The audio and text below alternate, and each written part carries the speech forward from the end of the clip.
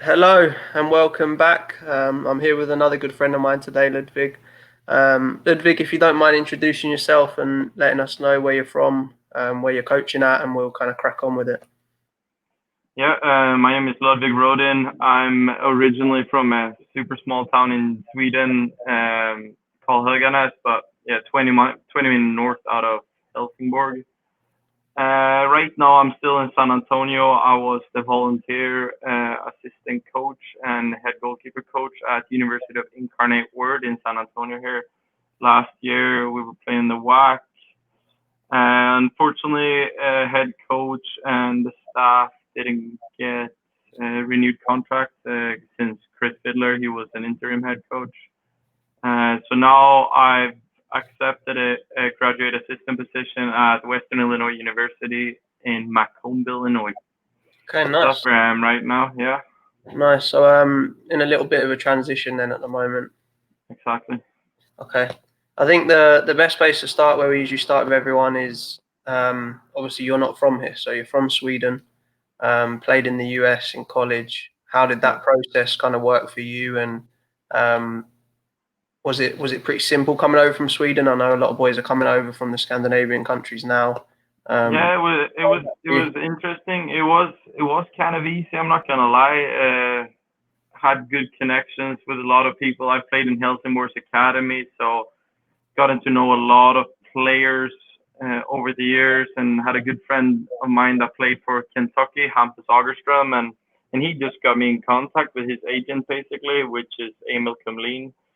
And he runs his own recruiting thing right now, Kumlin Recruiting. But yeah, so he helped me out there, which is crazy, and you know it as well. But I ended up in North Dakota.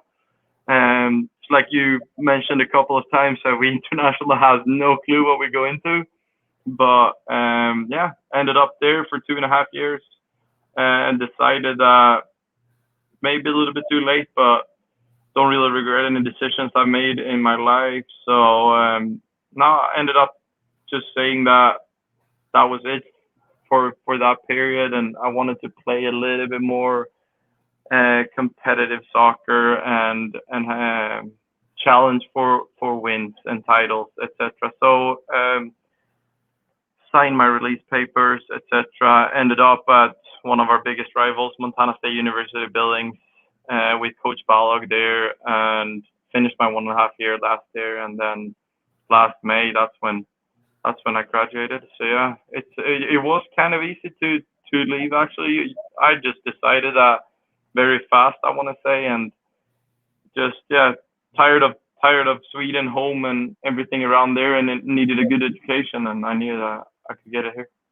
was it a big kind of transition for you coming over? Do you think it was a lot different? I know you mentioned you started in North Dakota, then moved to Montana.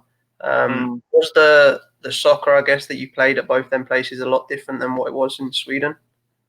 I want to say it was a lot different because I I thought I had seen it all in Sweden. I played for the academy for 5 years there, up until under 19. Then decided mutually with Helsingborg that they were continuing on they would want me as a team, but as a second goalkeeper, and I needed to play senior level, and I was still in my thoughts of playing pro, so I played senior level as well. But coming over here was it was I came from senior level and playing with, like, I mean, 40-year-old men, you know what I mean, that don't allow you to take a wrong step. And where I came over here, suddenly you come in as a freshman, and I was an old freshman, so I come in there and I'm almost among the oldest guys, even if they're seniors. And then there's also seniors that are 4 or 5 years older than you. So it was all this complete weird mix that I can for sure say that it took me I want to say a full year to adapt. It was from my second, yeah, sophomore, junior, senior year that I could say that, like, hey, I really developed and played my game, because it really it takes a year, it's Yeah. the language, it's the Yeah, I don't know. It's really hard to pinpoint on because it's a lot of things. You know what I mean? Yeah, I think everything kind of combined, for you was probably a little bit different than what it was for me because obviously of the language barrier, The language, yeah. which is huge for a lot of the international boys coming over. I was fortunate to come from an English speaking country, so that wasn't a massive problem for me. But I do think culturally it's a lot different here than most countries, so that's a big adjustment too, right there. For sure. In the beginning, like I was always Sweden this, Sweden that. I could barely like I was horrible at English, and I was a little bit nervous at the airport stuff like that. But like pillow is like one of the easiest words in the vocabulary, and I don't know if it was just that I've forgotten it, but like it didn't. My coach asked, he's like, "Hey, do you have a pillow that you can sleep on tonight?" The first night, and I was like blanking out, and my whole first year was a lot of like, yeah, Sweden that, Sweden this, from the even how exciting the college season was and stuff like that. That I was still thinking home, home for Christmas. Yeah, But that just, I want to say, everyone is not the same though, but that rubbed off, and I've always been a person that, hey, wherever you go, wherever you are, you need to adapt. You need to get on with your life. You need to understand that, hey, they're living their life. You know what I mean? Like it's they're used to it here, so if you want to be a part of it, you just gotta adapt. Yeah. yeah. I mean, North Dakota, rough one. I went to Wyoming as well, so I've kind of been in a similar situation, and I'm sure that was an experience for you, as it was for myself. How did you go from? I'm guessing you came from obviously in Sweden. You weren't in like a big city, but you're used to kind of being around that maybe a little bit, and then you go Yeah. over to North Dakota. How was your experience? Going to North Dakota. Yeah, it was really different. Like you got on with it. You had school, so you didn't really think of it like that. And I was whole new to America, and yeah, but it was different. I tell you that the people are different. The people are very nice, so it made it easy to like it. And I mean, it's not. I'll try to avoid North Dakota as much as I can. Not not just that. I don't know. I've seen it all. You know what I mean? You've been there 2.5 years, and you have really almost seen it all. So I'm kind of done with that. But it was, yeah, like the cold, sure thing. Like I've seen cold before. I like skiing and stuff, but it was freezing. I think it was my sophomore year. They broke all records, like negative 56 and stuff like that. Like we had to stay inside for 2 weeks, and I'm like, I was thinking for myself. I'm like, I want to be out training now. We need to get better, but it's like you can't really do that out there. It's different rules. It's different. Yeah. Yeah, I mean the cold is definitely different. I was the same when I came over. I thought I knew what cold was until I had a kind of a winter in Wyoming, and I was like, it's a different cold. You feel it in your bones over here more than. It hurts. Yeah. I remember telling my coach at one point we went out to training, and it was a blizzard pretty much, and I wasn't too happy to be going out to training in it, and he kind of had a little pop at me to say, kind of man up a little bit, get on with it. And I'm like, listen, I can literally feel it in my bones inside. It's that cold. And it's a completely different environment. And it goes the other way too. The heat is completely different over here too. And that's something that some people might not know when they come over is the weather can be a huge factor. You've been in Texas. I've been in Texas as well, and the heat in Texas Yeah. is outrageous at times. Yeah. Um, so I think that's definitely a great point of when guys are looking at where they're going, maybe is to kind of factor that into their decision a little bit. Obviously, it's not the be all and end all, but for me, I think if I'd have gone straight to Texas as a freshman coming from England, I'm really pale skin, and I would have struggled big time, I think, to play in that heat right away. And it does take a little bit of time to adjust to that as well. I mean, I've seen that for freshmen. Like this year. You know, they come in very talented, and we expect a lot of things about them, and then we see that like, hey, you know what, he's not adapting, you know, and we might have put those high expectations on him a little bit too early, because it's like, yeah, you go out there and it's like 120 degrees on the turf, and you expect him to run around for 1.5 hours and be absolutely brilliant, where you're like, you can barely stand there. So Yeah. it's like, yeah, you're for sure right there that when they come over here, maybe I did not look into enough, like where I should be and stuff like that. And I don't know if you did or whatever, but I the crazy thing about it is like, I don't even know if I would have chosen anyone, because they offer me so good scholarship. So it's like, in the end of it, it's like, yeah, I choose, because I always pay on my own pocket, and I've done it myself, you know, and saved up and worked up. So like, I think I would have chosen it anyway, because Yeah. it was the best scholarship I had, you know, and Yeah, and don't limited most of my you know, expenses. I love my time in Wyoming. I had a great time there. I met a lot of great people. I mean, it's like I said about Montana. Montana is the best 1.5 years I've had in my life. Like, wow. Yeah, and people would probably look at Montana in that same kind of category, you know, of Yeah, yeah, maybe not to go. I've been to the school you went to, you know, I've been in the yeah. city, and I think it's a great place as well. It's definitely different, but I think you can get a good experience from anywhere you go, as long as you embrace it, like you said. Mm, mm. Okay, so let's kind of move on a little bit. You went from North Dakota to Montana, finished up your playing career. What was your immediate plans after you graduated from MSUB? What were you kind of thinking? Um, I decided, maybe I wasn't open about it, but I've got been in peace with myself for quite a time, that I wasn't gonna keep playing. Um, I had it all in my mind, and I've always felt like I could get a lot of out of it on the field. But I've always like felt the last 1.5 year, I'm like, you know what? It's honestly, it's like, it's gonna take a lot to go pro, Hmm. like a lot. People don't realize it, and I might play against keepers, goalkeepers, where I see, I'm like, hey, you know what? I'm better than this guy, but there's no way I'll be recognized compared to him. So I decided pretty early, that I was gonna go what I thought was the GA route, and just do my GA right away, and that's obviously what I was looking for. But then I had a very good talk with Alex Balog, my ex-head coach, and he said, "Have you ever thought about doing a volunteer assistant? Because most of the time you can be able to do some work on the side to survive, and you get to use that extra year of your visa."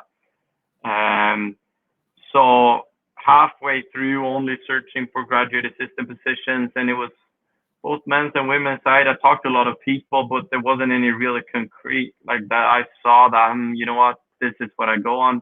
Started looking for volunteer assistant positions, and yeah, one day there, Alex emailed me. He forwarded me an email saying that he spoke to a guy named Chris Fiddler at University of Incarnate Word, and he was searching a volunteer assistant goalkeeper coach. And yeah, I started talking with Chris there, and it ended up being San Antonio and D1, and yeah, an unbelievable time. But yeah, that's get into that later. But that's how the thought process was. So I was very very focused on graduate assistants, but realized that there's more opportunities there, and there are more ways to go about it. So Yeah.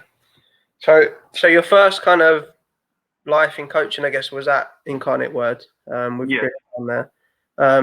Was there anything that you would say you learned as a coach there, like that perhaps you didn't realize as a player, if that makes sense? Like, was there stuff that you had to do yourself, or you saw Chris doing, or the other guys that are working there, that you were like, I didn't realize coaches had to do all this kind of stuff? Yeah, it's actually interesting, because Chris gave me a lot of responsibility, and like it's crazy, because I've become a different human being down here just because of that job, and how much I got to do and stuff like that. But what I realized is, when I was in college, God Almighty, I was a pain. You know what I mean?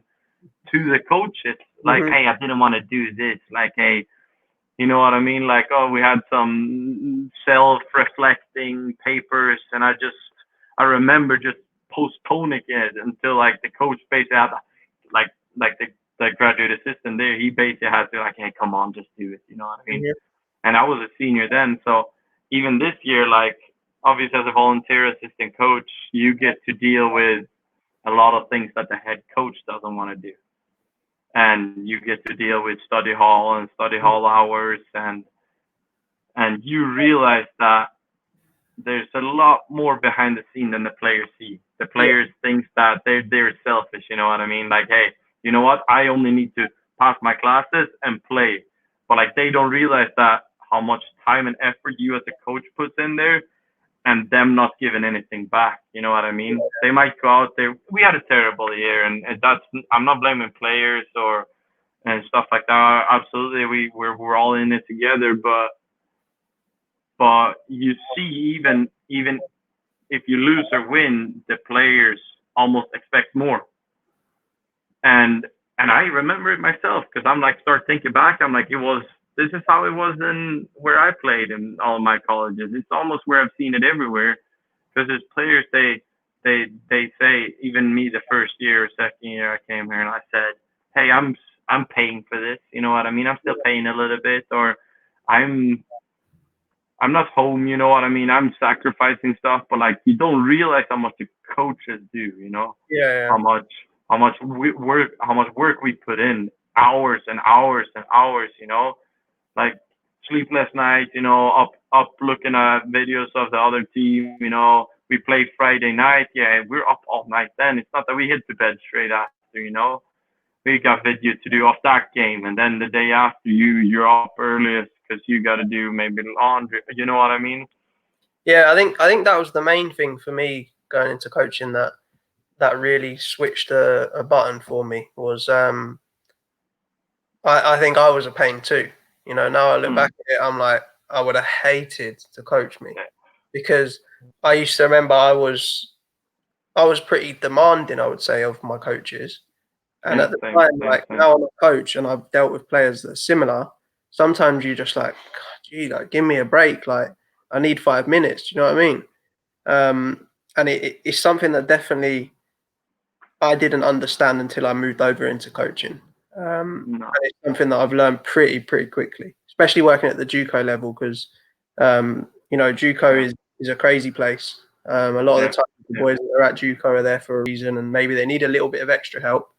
But yeah, at times, man, honestly, it got a bit overwhelming, to be honest. Like, it was like I didn't have enough hours in the day to kind of get everything done, help everyone that needed help.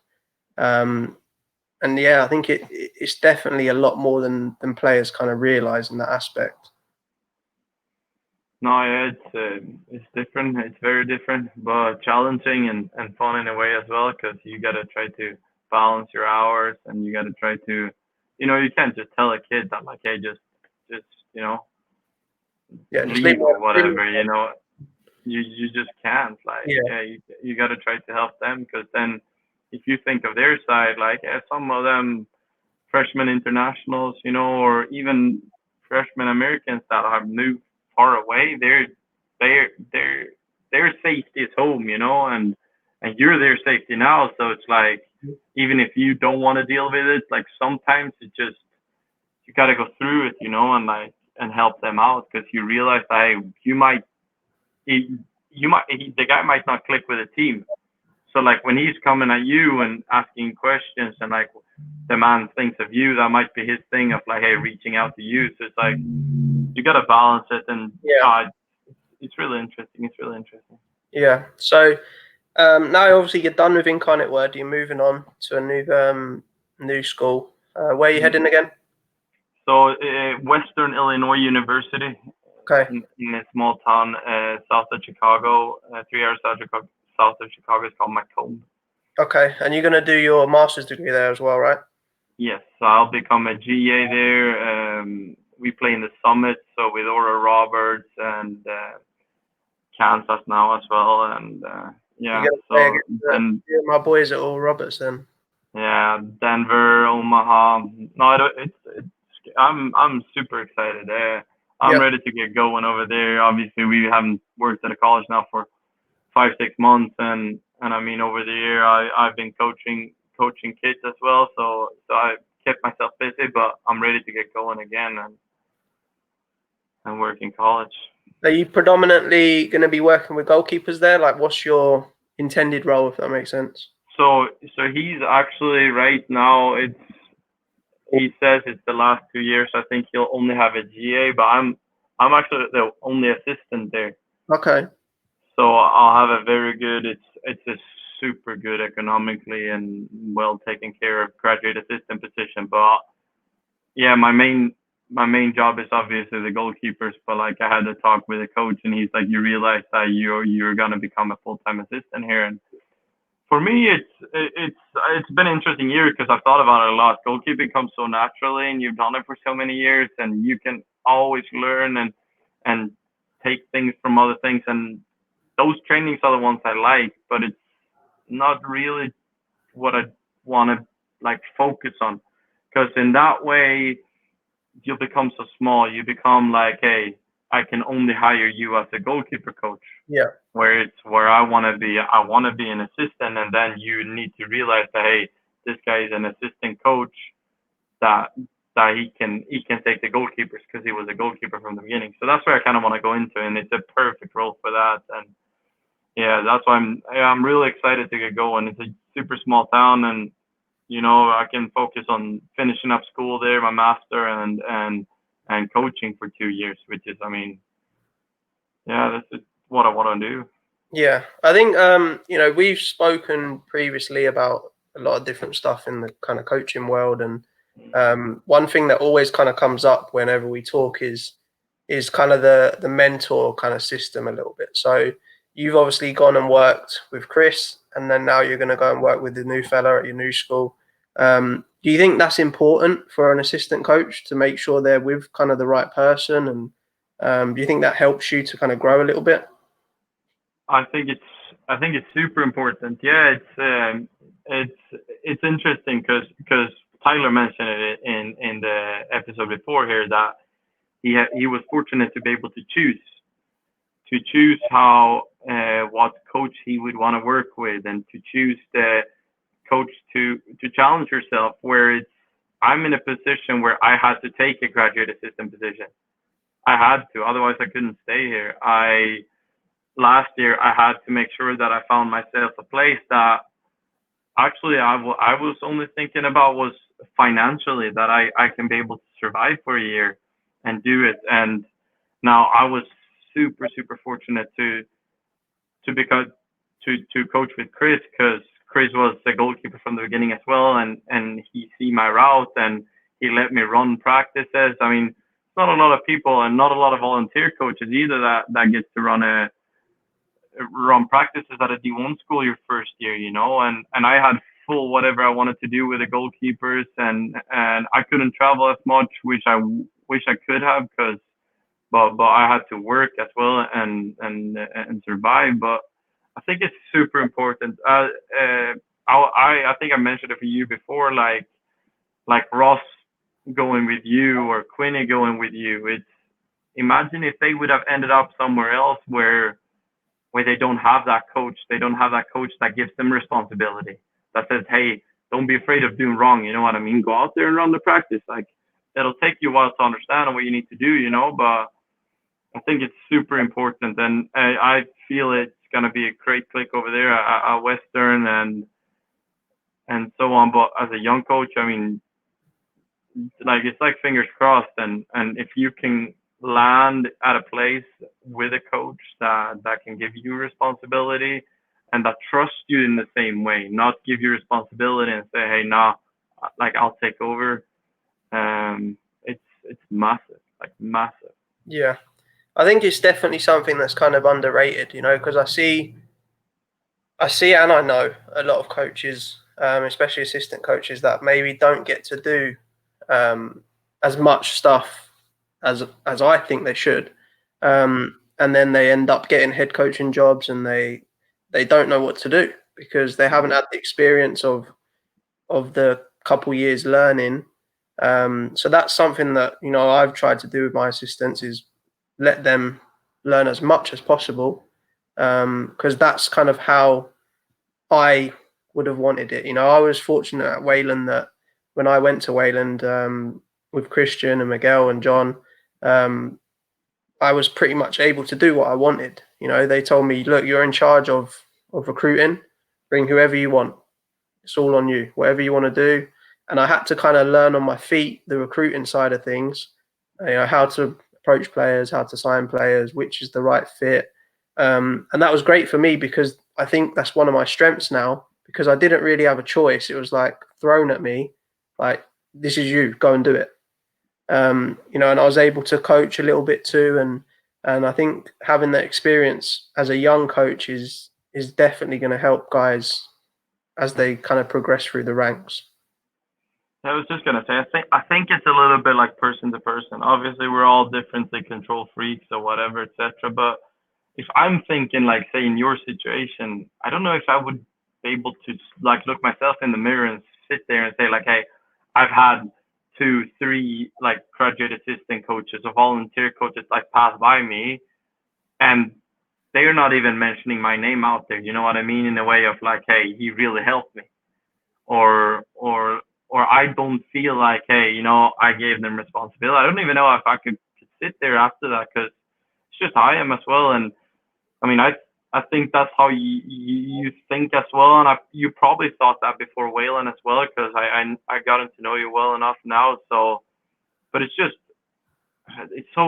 so massive to be able to come to someone, and no matter if this is an assistant coach beside you that helps you out and teach you, or the actual head coach that that helps you out and gives you responsibilities. I just think it's a big part of who we are and who we become as coaches. Yeah, and I think it's also key that, you know, to never stop, if that makes sense, because obviously I'm pretty fortunate now that I've done okay and I've got myself to a pretty good position coaching the NCAA. But people probably don't realize how much I still talk to other coaches, you know, that help me. Like, no one is perfect, you know. I'm sure there's probably coaches at top Division 1 schools that sometimes are like, damn, I need to call this guy just to talk about this for a minute, because I think it's a profession that you have to keep learning, you have to keep evolving. And I always kind of come back to it. I always bring up this kind of web of connections, and having that ability to connect with people, you know, like yourself, and just to talk. And I think that's a massive kind of underrated side of the coaching game. You know, I have my maybe 4, 5, or 6 coaches that if I need some advice, I will reach out to and talk to. But I also have, I would say, 20, 30 other guys that, you know, if I need an opinion, I can always send you a video and say, hey, man, what do you think of this kid? And I don't think it's that I'm second guessing my opinion, but I think it's always nice to hear from someone else a different opinion, because, you know, sometimes your judgment can be a little bit clouded. So I think learning how to continue to grow as a coach as well is massive. Not just, you know, I'm a head coach now, I don't need anyone's help. And I think a lot of coaches do struggle with that, because some people get head coaching jobs and they think they made it now and they know it all. They don't need people's help anymore. And I think that's where some coaches kind of slip up a little bit. Oh, for sure. I'm totally with you there. And even you, as you mentioned, like, there's a lot of D1 coaches that are, like you say, like, hey, they still reach out, they still stay connected and stuff like that. But then I also know, and I've also seen that there's coaches out there that are ignorant, Mm-hmm. that think they've made it. You know what I mean? Like, hey, I have everything under control here, and I don't need to listen to your opinion. And I've seen that everywhere, which is, I think it's so important that, like, no matter what, you can always learn from someone else. Like, there's always someone out there that have a better kid than you. Yeah. There's always someone out there that has a better idea of how to solve this solution, or they have a better eye. Like, I can say myself, like, I can say that I know, and I can see a good player and stuff like that, but I'm not a scout for a top team in the world. You know what I mean? Mhm. Like I always, it's like you say, like send videos to each other and stuff like that, and I think that's massive as well, which is interesting because I've seen it a little bit this year, but now also when I get more responsibility and I'm not a volunteer assistant anymore, and I'll come in and I actually can bring in a recruiting class to help with. That's the first thing I'll do. It's it's reach out to the people I trust and say, hey, have you heard about this agent, or have a look at this player? What do you think? You gotta have people around that you trust. Obviously, it's a business as well, as I know, and we're all fighting for the same kids, you know. But I think just connecting and staying in touch with as many people as you can. And I mean, just look where I found, like where I've ended up, and how I found my opportunities is just through people I know, and then they through people they know, and Yeah. we'd never been here without that. So Yeah. So you've kind of breached onto what your plans are a little bit going forward for the next couple of years. So if we could do like a perfect scenario for you in 5 years' time, where would you like to see yourself, and what kind of growth would you like from yourself personally in your career? I do want to run my own program. That's been a goal of myself since I actually started right away, because I saw how no matter what, if you have a voice as an assistant, or if you have a role as an assistant, and when you see and you're affecting a program, whenever you sit there behind that desk as a head coach, you can do what you think. You know what I mean? You can put a standard on your ideas.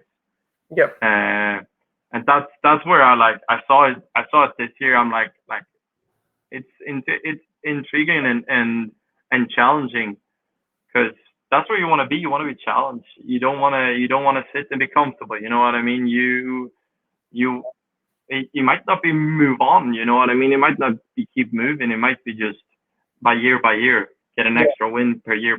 And yeah, in 5 years, yeah, hopefully. Like who knows? Because technically now I'm still on a student visa and will be for 3 years, and then I don't know, in 3 years it's it's crazy how it is, but I could be done and I had to move home to Sweden, you know. Yeah. But hopefully in 5 years might be early to push it to have my own program.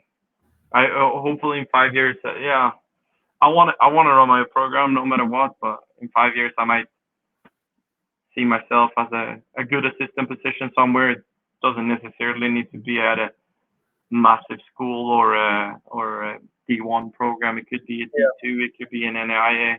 At least where I'm still challenged and I can move forward and win games. Okay. So that's where, I don't know, how long did it take you? Yeah, when did you start? It's I've been you've coaching done it. for, this is going to be my 5th year now. It is your 5th year. Yeah, it's gone pretty fast, to be fair for you. But I mean, results also shows that you know what you're doing. Yeah, I think the it is a bit of a grind, and it can take a time. Basically, I think I've been fortunate that I've made the climb pretty quickly so far, which is great. But obviously, everyone's situation is different, and different kind of scenarios play in for everyone else. But I think you definitely got some good goals there. And if you keep doing what you're doing, you should be fine to reach them. If we could ask you kind of one more question before we kind of finish up, getting over 30 minutes here. If you've got any kind of advice that you would give to anyone that's kind of thinking about getting into coaching, anyone that's just kind of started, for like the younger coaches coming up, what would your main piece of advice be going forward?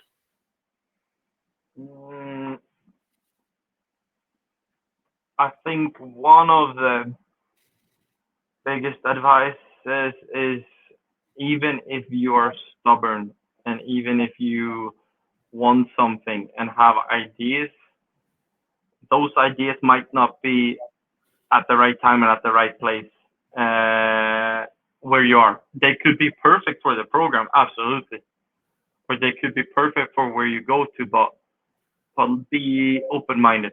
Listen, like I noticed that a lot, like the last half year with where I like did the transition from becoming a player to a retired player and then into coaching.